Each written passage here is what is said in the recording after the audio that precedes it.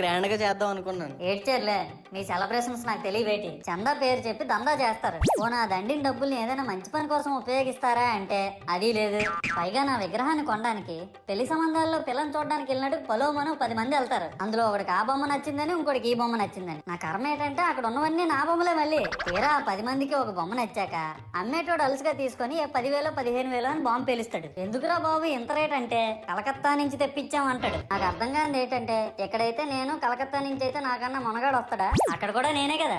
ఇలా నన్ను బజార్లో పెట్టి బేరం ఆడి నా మొహానికి ముసుగేసి వ్యాన్ ఎక్కిస్తారు. ఆ వ్యాన్ డ్రైవర్ గాడు నేనున్నానని కూడా చూడకుండా ఏదో ఆలోచించుకుంటూ డ్రైవ్ చేస్తా గతకల్లో గబ్బి గుబ్బి మని తించేసి నా కాల్లో చెయ్యి ఇరగొట్టేస్తాడు. ఈ విషయం చందాలు ఇచ్చిన చిన్నోళ్ళకి తెలిస్తే మళ్ళీ ఇరిగిపోయిన బొమ్మ పెట్టకూడదని ఏ బొమ్మ రాసి కవర్ చేసేస్తాడు. సరేలే, జరిగిందేదో జరిగింది, నా భక్తులే కదా, కూల్ బ్రో అని చిల్లయ్యే లోపు నన్ను పందిర్లో పెట్టి ముసుగు తీసి నాకన్నా పొడుగుండే సౌండ్ బాక్సులు 2 నా చెవులు పక్కన పెట్టి డీజే గణేష్ బ్రో అని చెప్పి నా పాటలను కోని చేస్తారు. సరేలే పిల్లలు కదా, ఇప్పుడు కాకపోతే ఎప్పుడు ఎంజాయ్ చేస్తారు, కాసేపట్లో పూజ స్టార్ట్ చేస్తారని వెయిట్ చేస్తా ఉంటే ఆ 5 రూపాయల వ్రతకల్పన బుక్ చూస్తే ఎక్కడ లేని కోపం వస్తుంది. ఏరా నాకు అర్థం కాదు, ఎన్ని సంవత్సరాల నుంచి నా పూజలు చేస్తున్నారు, ఒక్కడికి నా కథ గుర్తుండదేట్రా యాదవ్ వల్లారా. ఓ నా బుక్ లో చూసిన దాన్నైనా తిన్నంగా చదువుతారా అంటే అది ఉండదు. ఏదో బాగా అటర్ ఫ్లాప్ అయిపోయిన తెలుగు సినిమాకి రివ్యూ చెప్పినట్టు చదువుతారు ఒక్కొక్కడును.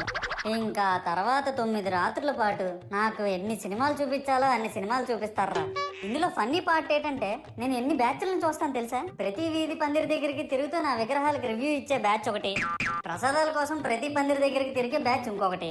ఇంకా దరిద్రం ఏంటంటే నాకు కొట్టిన కొబ్బరికాయలు ఏమైనా మిగిలిపోయేమో వాటిని తీసుకెళ్లి పచ్చడి చేసుకుందాం అనే బ్యాచ్ ఒకటి. ఇవన్నీ చూస్తూ 9 రాత్రులు గడిపాక సరేలే సాయంత్రం అనిపిస్తారులే అని కాలు మీద కాలు వేసుకొని కూర్చుంటే అప్పుడు మొదలవుతాదిరా నా నిమజ్జనం వ్యాన్ ముందు 90 వేసి నాగిని డాన్స్ చేస్తారు. అంటే నాకు అర్థం కాదు, 9 రోజులు వాళ్ళతో కలిసి ఉన్నానని నన్ను కూడా వాళ్ళ ఫ్రెండ్ లా ట్రీట్ చేస్తారా ఏంటి?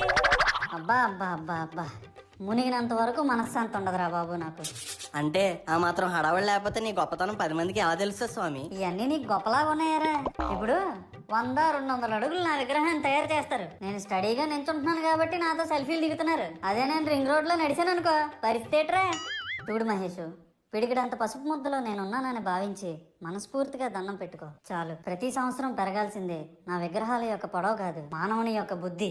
నన్ను నమ్మి ముందడుగేయు, నిన్ను నమ్మిన వారిని వెనకడుగేయకుండా చూడు. జై బోలో గణేష్ మహారాజ్ కి.